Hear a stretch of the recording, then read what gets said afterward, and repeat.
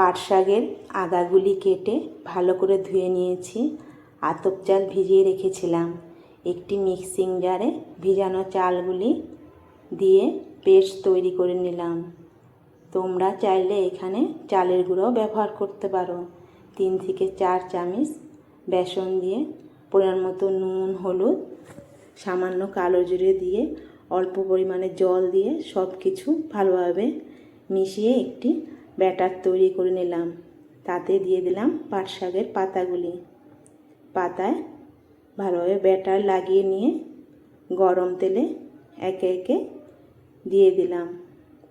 কিছু সময় পর একটি ঝাঁঝরি হাতা দিয়ে উল্টে নিলাম। 10 মিনিট পর দেখছি লাল হয়ে গেছে। একটি পাত্রে তুলে নিলাম। এইভাবেই সবগুলি পাট শাক ভেজে নিয়েছিলাম।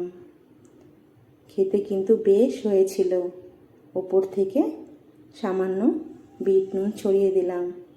তোমরাও বাড়িতে তৈরি করে জানিও কিন্তু। Tata, bye bye.